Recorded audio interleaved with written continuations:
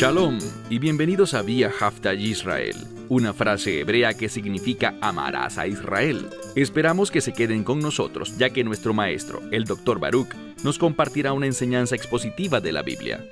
El Dr. Baruch es profesor titular del Instituto Sera Abraham, con sede en Israel. Aunque todos los cursos en el instituto se imparten en hebreo, el Dr. Baruch se complace en compartir esta enseñanza en inglés con doblaje al español. Para más información, visítenos en amarasaisrael.org o descargue nuestra aplicación móvil Mi Estudio Bíblico. Aquí está Baruch y la lección de hoy.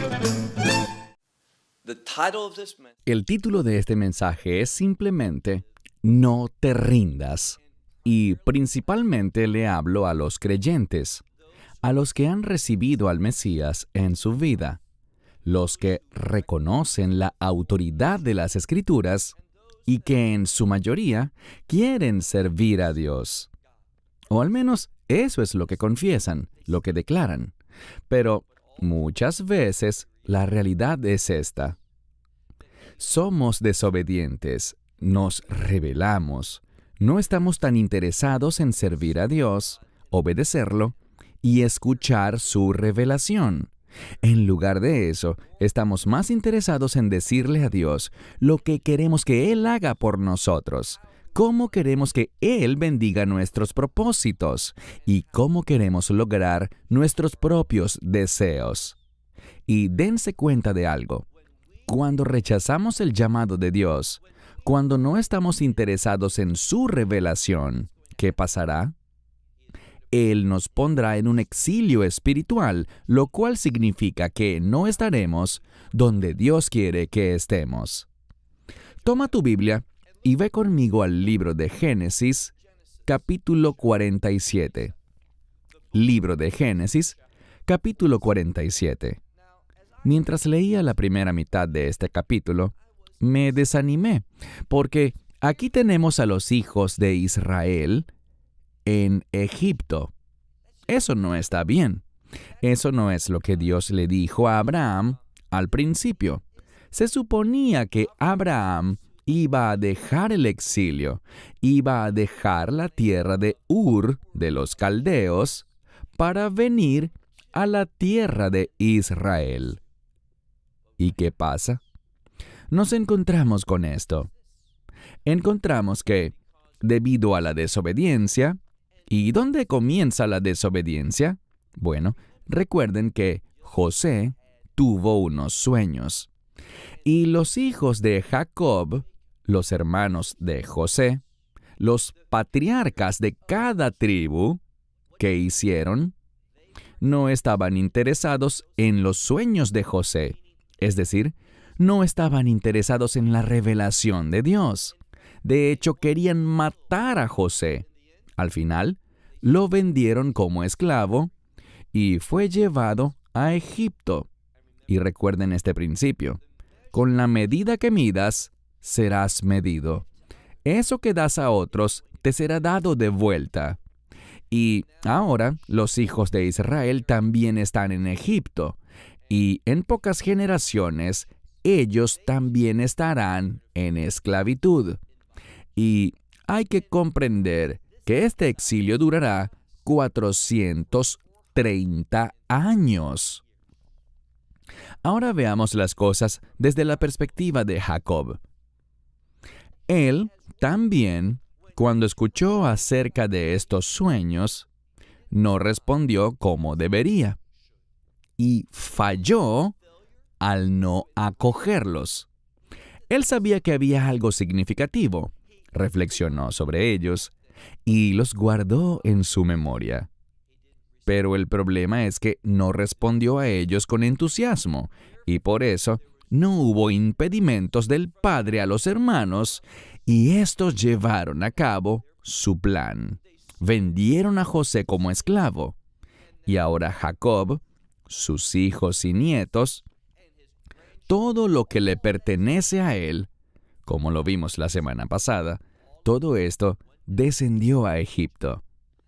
Alguien podría decir que esa es la voluntad de Dios. Bueno, es la voluntad permisiva de Dios. Es el resultado de que Dios permite que las personas pequen. y no están experimentando lo mejor de Dios. No están en medio de la voluntad de Dios. No. Dios quería que estuvieran en Israel, pero como eligieron el pecado, estaban eligiendo el exilio.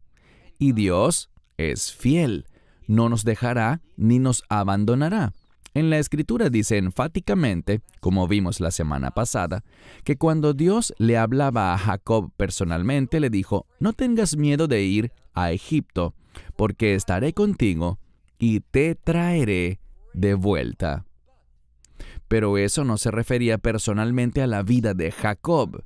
Después de decir, ciertamente te traeré de vuelta, le dice, y por cierto, Jacob, José, tu hijo, él pondrá su mano sobre tus ojos. Y eso significa, como ya lo hablamos, que Jacob iba a morir allí, y José vendría y cerraría sus ojos. Jacob no iba a experimentar en su vida esa restauración completa. No, él se había alejado lo suficiente de Dios como para no recuperar ese lugar donde Dios quería que él estuviera. Pero recuerden el título de este mensaje, no te rindas. Seamos muy sinceros y honestos. La mayoría de los creyentes hemos metido la pata. Nos hemos rebelado, hemos desobedecido, no nos hemos apasionado por las cosas de Dios. Y lo que estamos aprendiendo es que este tipo de comportamiento trae consecuencias. Y es debido a eso que Jacob no regresará vivo. Sí, los hijos de Israel traerán su cuerpo, sus restos, sus huesos, pero Jacob, en vida, ya no verá la tierra prometida.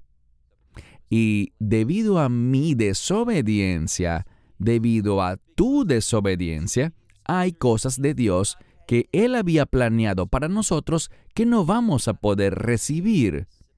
Pero no te rindas.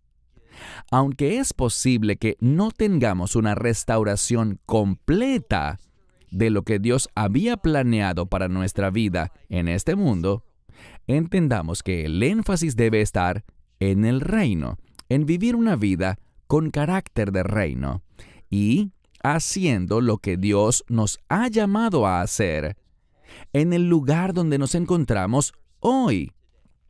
Eso es exactamente lo que vamos a ver en la vida de Jacob.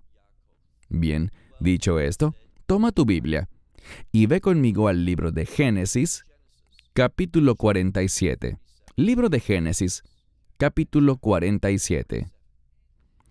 Estuve leyendo este capítulo una y otra vez, y fue realmente desalentador hasta que me topé con lo que hizo Jacob. Y es muy simple, pero profundo. Nunca pierdas de vista ese llamado general sobre la vida de cada creyente. Sé fiel a eso, no importa dónde te encuentres. No importa lo lejos que tu pecado te haya alejado de los propósitos de Dios. Siempre puedes comenzar a obedecer donde estás. Vamos al verso 1. Vemos que los hijos de Israel, todos sus bienes, todas las familias, ahora están en Egipto. Y leemos en el capítulo 47, verso 1. Y José vino y le habló a Faraón, y dijo, mi padre y mis hermanos, y sus rebaños, y su ganado, y todo lo que les pertenece, han venido desde la tierra de Canaán, y he aquí que están en la tierra de Gosén. Ahora bien, José se ha encargado de poner a su familia en esa ubicación, en Gosén. ¿Por qué la ubicación de Gosén es tan importante? Hay una razón física y una razón espiritual. Y generalmente, en nuestra vida, las decisiones involucran esos dos factores. Hay un propósito físico y también hay un propósito espiritual. Y necesitamos ver ambos porque, en realidad, los dos se unen. Verán, ellos fueron llevados a la tierra de Gosén porque José sabía algo. Sabía que eran pastores y ganaderos, rancheros, y los rancheros quieren vivir en cierto tipo de área, en cierto tipo de tierra. Y la tierra de Gosén era lo mejor de la tierra de Egipto. Era perfecta para los que son pastores, para los ganaderos que quieren establecer su finca. Entonces José puso a su familia en esa ubicación. Esa es la razón física. Pero, ¿alguna vez te preguntaste qué significa la palabra Gosén? Porque todas las palabras y todos los nombres en hebreo tienen significado, tienen un mensaje. Y el nombre de la tierra de Gosén proviene del vocablo hebreo ligeshet, que significa acercarse. Y esto es lo que encontramos. Dios tiene al pueblo para ser puesto en la tierra de Gosén, porque realmente todo lo que hizo José, lo hizo por obediencia a Dios. Se sometió continuamente. Cada decisión que tomó se basó en la revelación de Dios. Y Dios puso a Israel espiritualmente en Aretz Goshen, la tierra de Gosén, porque debían aprender cómo acercarse, cómo aproximarse a Dios, porque así es como empieza la restauración. Empieza cuando nos acercamos a Dios, cuando nos acercamos a Él correctamente. Y debes entender que si quieres experimentar la restauración hasta el grado que sea posible en este cuerpo, en esta era y en esta vida, necesitas aprender a acercarte a Dios correctamente. Y ese es el propósito de este exilio. Ellos están allí, en la tierra de Gosén. Pasemos ahora al verso 2. Él hizo algo aquí. Leemos. Umikzeh ejav. Mikzeh es un extremo de sus hermanos. Al revisar lo que dicen los comentaristas, vemos varias explicaciones de lo que significa esto. El extremo de sus hermanos, quizás los más jóvenes. Algunos eruditos dicen que no está hablando de sus hermanos literales, esos 11 hermanos que tenía José, sino de que entre sus parientes llevó a los que eran menos de entre su familia ante el faraón. Y hay distintas explicaciones de por qué lo hizo. Y noten el número. Esto también nos ayuda a interpretar esto correctamente. Lee de nuevo el verso 2. Y el extremo de sus hermanos, él tomó 5 hombres. ¿Por qué 5? 5 es un símbolo de algo incompleto, de algo que falta. Así que no tomó a los más fuertes, a los que tenían la mejor presentación, sino que tomó a los que eran menos de entre sus hermanos y los puso ante el faraón. Y veamos qué resultó de esto. Sigue leyendo. Dice aquí: de los menos de sus hermanos tomó 5 hombres y los llevó ante Faraón. Él los hizo estar delante del Faraón. Verso 3. Y Faraón dijo a sus hermanos: ¿cuáles son sus obras? Ahora, la mayoría de las Biblias lo traduce como ¿cuál es su oficio? Pero es la palabra Maasehem. Maasehem, Maase significa obra, Maasim significa obras, Maasehem quiere decir sus obras. Hay mucho significado en esa frase. ¿Cuáles son sus obras? Ellos no respondieron diciendo todo lo que habían hecho, sino que lo tomaron en un sentido general. Ellos le dijeron al faraón: pastor, esos son tus siervos. Pastor está en singular, Vemos aquí, roé, zon. La letra G al final nos dice que individualmente quieren decir soy pastor. Tanto nosotros como nuestros padres. Es decir, históricamente, solo hemos sido pastores, cuidamos del ganado, somos ganaderos. Eso es lo que están diciendo. Y le dijeron al faraón, para morar en la tierra, hemos venido porque no hay pasto para el rebaño que es de tus siervos, porque pesada es la hambruna en la tierra de Canaán. Y ahora habiten tus siervos en la tierra de Gosén. Ellos le están revelando lo que él ya sabe, que la familia de José ha venido. Están en la tierra de Gosén. Y lo que le han dicho una y otra vez es que son pastores, son ganaderos, y por eso han venido a la tierra, sin otro propósito. La hambruna los ha llevado allí. Pero la hambruna es una consecuencia de su pecado. Veamos ahora el verso 5. Y el faraón habló a José diciendo, tu padre y tus hermanos han venido a ti. Verso 6. La tierra de Egipto está delante de ti. Es decir, todo lo que hay aquí está disponible para ti.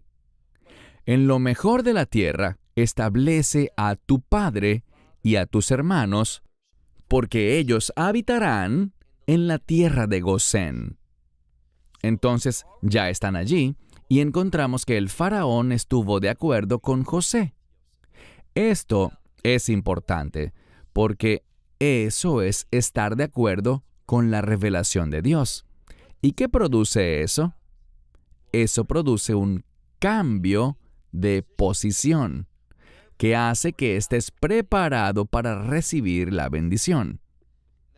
Al seguir leyendo, nos topamos con un verso peculiar. Mire por favor la segunda mitad del verso 6. Leemos aquí, Ve'im yadata veyesh bam anshe ha'il. Dice, y si has de saber que hay entre ellos anshe ha'il. Esta frase, anshe ha'il, la podemos entender de dos formas. Ha'il es una palabra que habla de poder. Esas mismas letras se pueden usar para referirse a un ejército poderoso. Pero, normalmente, esta frase se usa con respecto no solo al poder físico, sino también a la decencia moral. Por ejemplo, en el libro de Proverbios capítulo 31, verso 10, tenemos la frase Eshet Ha'il, que es una mujer virtuosa. Y muchas veces esta palabra se usa para hablar sobre la mejor cualidad de un individuo. Entonces el faraón está preguntando, entre ellos, entre tus hermanos, ¿tienes algún anshe ha'il? ¿Algún hombre de gran integridad? Y esa integridad trae poder y autoridad también. Él está preguntando esto, ¿y por qué crees que hace eso? Porque se dio cuenta de algo. Él comprende la insuficiencia de su pueblo. Entre los egipcios no hay personas con gran integridad. Entonces él ve a los que son menos de estos hombres y dice, de entre ellos, ¿puedes recomendar a alguien que tenga integridad, individuos valiosos? ¿Y para qué los quiere? Noten lo que dice la Escritura. Para que los pongas, muy importante esto, para que los pongas como Sarei Mikne, es decir, jefes o funcionarios sobre, dice aquí, el rebaño que es mío. Y vemos que usó la palabra Mikne, que sería más bien de mi ganado. Hay algo que me llama la atención al leer esto, porque si miras al final del capítulo 46, encontrarás que los ganaderos y pastores, ese tipo de trabajo o profesión, es una abominación para todos los egipcios. No solo algo que no hacen o que está por debajo de ellos. Usan la frase toevá, que significa una abominación para los egipcios. Y sin embargo, el faraón tenía ganado y quería hombres de integridad, hombres de autoridad, hombres que pudieran ser una bendición para cuidar su ganado. Y noten lo que encontramos en el verso 7. El verso 7 está relacionado con el verso 6. Es necesario entender que la escritura funciona de una manera conjunta. Lo que encontramos es esto. El faraón estuvo de acuerdo con José.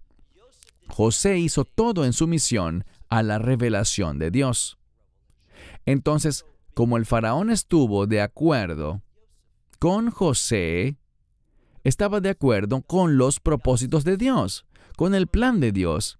Y cuando hacemos eso, podemos esperar bendición. Y por eso, tan pronto como estuvo de acuerdo, dijo, ¿hay algún hombre de valor entre tus hermanos a quien puedas poner como funcionario, como jefe de mi ganado? Y aquí se refiere a todo el ganado que tiene, a sus posesiones. Y justo después de eso, mira el verso 7. Veyavé Yosef et Jacob Aviv. Lo que dice aquí es, y José trajo a Jacob, su padre, y lo puso ante el faraón. Y lo que encontramos es que él había preguntado si había alguien entre sus hermanos o su familia que fuese un hombre valioso, a quienes pudiese usar. Y justo después, ¿qué hizo José? Fue y trajo a su padre, y puso a su padre ante el faraón. ¿Y qué hizo Jacob? Mira el final del verso 7. Leemos. Vevarech Jacob et Paro. Y Jacob bendijo al faraón. ¿Qué vemos aquí? No solo vemos una respuesta a la solicitud del faraón, sino también vemos a Jacob siendo Israel. ¿Qué quiero decir con eso? Vemos a este hombre, Jacob, cumpliendo con el llamado que Dios le dio a su pueblo de pacto, ser bendición, bendecir al mundo. Y Jacob se encuentra en el exilio, en una situación en la que no será restaurado a la tierra prometida, y no se queja, no cae en desesperación y desánimo, no culpa a otras personas. ¿Qué hace él? Él sigue adelante. No se rinde. Recuerda el título de este mensaje. Él no se rinde. ¿Qué hace? Él bendice a Faraón. Es decir, él comienza este proceso de restauración al convertirse en la persona que Dios lo ha llamado a ser. Entonces Jacob bendice al faraón y el faraón le dice, mira el verso 8, y el faraón le dice a Jacob, ¿cuántos días de años es tu vida? ¿Cuántos años tienes? Pero le dice ¿cuántos días de años es tu vida? Eso es un modismo hebreo que tiene un gran significado. Muchas veces pensamos en nuestra vida de una manera muy amplia o general, pero debemos darnos cuenta de que nuestra vida consta de años y cada año consta de días. No es algo tan profundo, todos saben eso, pero este es el problema. No vivimos así. No entendemos que nuestra vida es la suma de varios años y esos años contienen días. ¿Qué hacemos este día? ¿Qué hicimos ayer y el día anterior? ¿Y qué haremos mañana? Nuestra vida está hecha de días. Y esos días se convertirán en años. Noten lo que dice Jacob. Y esta información también es significativa. Leamos el verso 8. Y el faraón dijo a Jacob: ¿Cuántos días de años es tu vida? Y Jacob dijo al faraón: Los días y años de mi peregrinación son 30 y 100, es decir, son 130 años. Y dice, Me'at ve Raim. Me'at es pequeño. En este caso quizás significa insignificante. Y dice también Raim, es decir, malo, y está en plural. Ahora, cuando dice malo, no está hablando solo de maldad bruta. Está usando la palabra ra en su sentido adecuado, que significa fuera de la voluntad de Dios, contra los propósitos de Dios. Y lo que leemos aquí, lo que deberíamos aprender al traducirlo correctamente, es esto. Él está diciendo, he vivido 130 años y hasta ahora mi vida ha sido bastante insignificante. De hecho, he estado lleno de cosas que están en contra de la voluntad de Dios. Entiendan esto. Él tiene 130 años y está diciendo, al reflexionar sobre mi vida, he vivido una vida insignificante en comparación con lo que Dios quería hacer. Y la razón de eso es que he dejado de hacer repetidamente la voluntad de Dios, en comparación con, vean lo que dice, Me'at ve Raim, han sido los días de años de mi vida, y no he alcanzado los días y los años de la vida de mis padres, en los días de sus peregrinaciones. Es decir, todos vinimos con un propósito. Vinimos a esta tierra, es decir, a la tierra de Canaán, con un llamado que nos fue dado.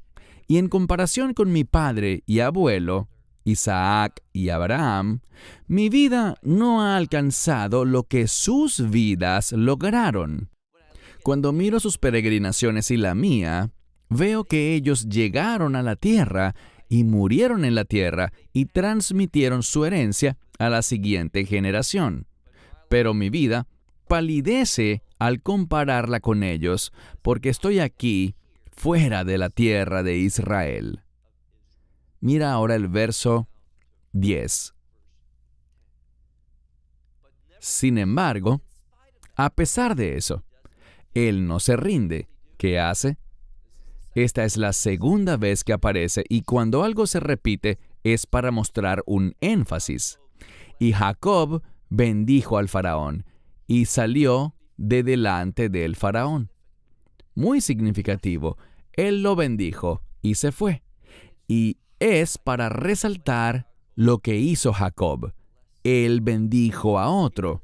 Aquí está él, que es de la familia, del linaje del pueblo judío, y está bendiciendo a un gentil. Ese es el llamado de Israel.